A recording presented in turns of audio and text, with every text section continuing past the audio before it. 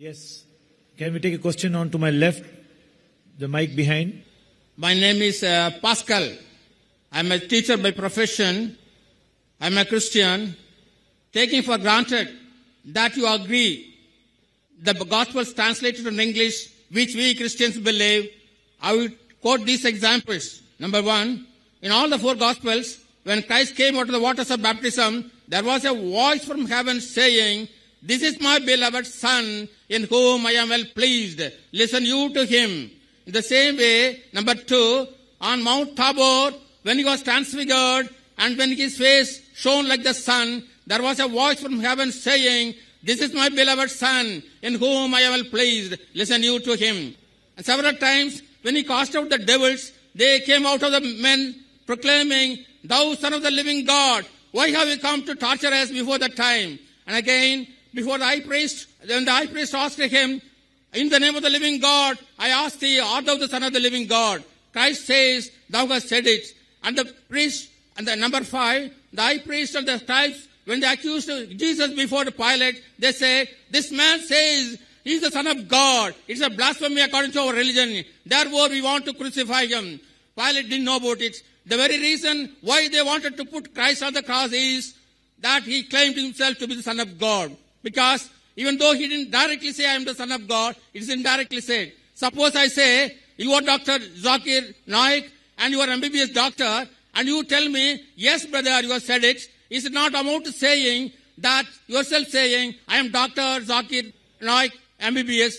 In the same way, Christ, even though he didn't say, "I am the Son of God," he has approved it. Perhaps out of modesty, he didn't say, "I am the Son of God." Again, one more example. Martha. Brother, your question. You already quoted 5 verses without giving references. No, What's your question, brother? I have not come prepared for that. That's why I not quote. Fine, I will give you the reference. No problem, brother. I will give you the reference. I'll help you. Yes.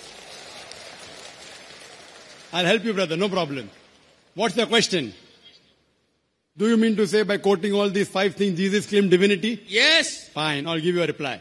My challenge, brother, was point out a single unequivocal statement in the complete Bible where Jesus Christ, peace be upon him, himself says that I am God, or where he says, "Worship me, I am ready to accept Christianity." You did not point out a single statement, unequivocal statement in the complete Bible where Jesus Christ, peace be upon him, himself says that I am God, or where he says, "Worship me." Here is the Bible, brother. This is the King James Version. And since you're a teacher and you claim to be a pastor, you're a pastor. No. You're a teacher. I'm a teacher. But not I'm an ordinary believer of Christianity. Fine. There is something like a red letter Bible. Whatever Jesus Christ said, it's in red. Now you mentioned 5 things, and these things can be clubbed into 2 things. First, you quoted that everywhere. You didn't quote correctly. What you wanted to quote was the Gospel of John, chapter number 3, verse number 16, which says, "For God so loved the world, that he gave his only begotten Son. Whosoever believeth in him shall not die, but have everlasting life." It is not in all the 4 Gospels. It's only in Gospel of John, chapter number 3, verse number 16. Please note it down. You can check it up. Gospel of John, chapter 3, verse number 16. "For God so loved the world that he gave his only begotten Son. Whosoever believeth in him shall not die, but have everlasting life."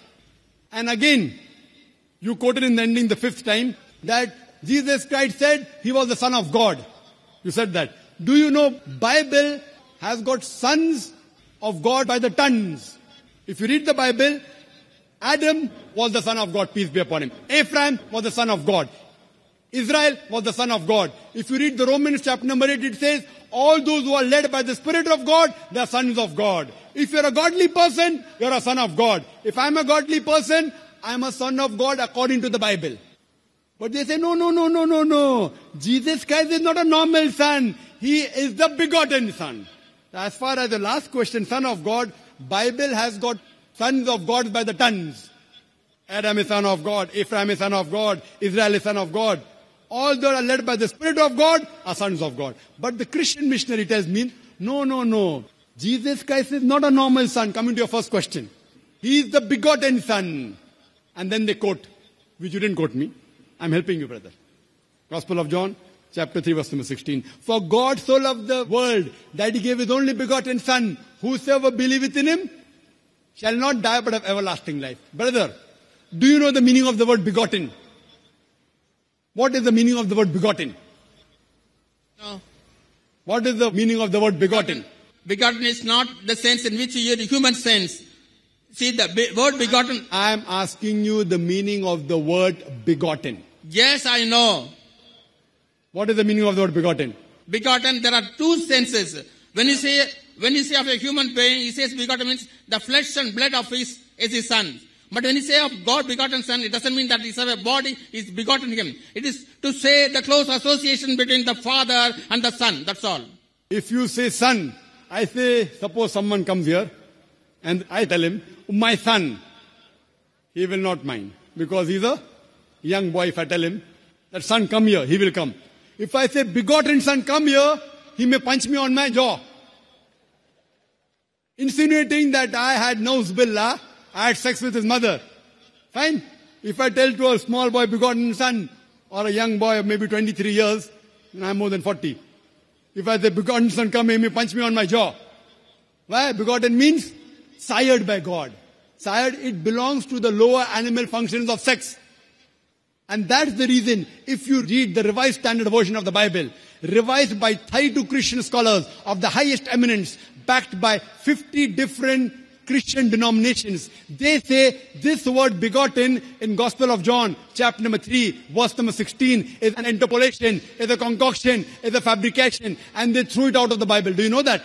If you read the Revised Standard Version of the Bible, which is the bestseller, revised by 32 Christian scholars of the highest eminence, backed by 50 different Christian denominations, they say this word begotten is interpolation, is a concoction, is a fabrication. So the word begotten has been thrown out. So if you say son, God has got sons by the tons in the Bible. So coming to your first question and the last question, I've answered it. Coming to your second and third, which you mentioned, that he drove out devils. Quote the full verse. You haven't quoted to me the full verse, which I quoted in my talk. According to the Gospel of Matthew, chapter number 12, verse number 28, he said, I cast out devils with the Spirit of God. Gospel of Luke, chapter number 11, verse number 20, I with the finger of God cast out devils. It doesn't say he alone does it. He does it with the help of God. That does not mean he's God. All these verses you quoted, they clearly mention that he was a messenger of God. He wasn't God himself. That is the reason I challenge you. Point out a single unequivocal statement in the complete Bible where Jesus Christ, peace be upon him, himself says that I am God, or where he says worship me. And I'm ready to accept Christianity. Nowhere Jesus ever said that. Just if I tell to the son, son come here, that does not make him my begotten son. Fine? The same way, if you tell me that I will call you Dr. Zakir Naik, fine? And if I don't object, that doesn't, it may be true, may be wrong. People say, Dr. Zakir Naik scholar. I don't consider myself to be a scholar. I consider myself to be a student of knowledge. If people call me scholar, and if I continue, that doesn't mean I accept it. They consider me to be a scholar. I don't consider myself to be a scholar. Always refer to myself as a student of knowledge, a talib ilm. So you, what you have to point out from the Bible is, anywhere in the Bible, it should be in red letter. Red letter means the words of Jesus Christ, peace be upon him. Point out a single statement, unequivocal statement, an unambiguous statement from the complete Bible where Jesus Christ, peace be upon him, himself said that I am God, or where he says worship me, I am ready to accept Christianity.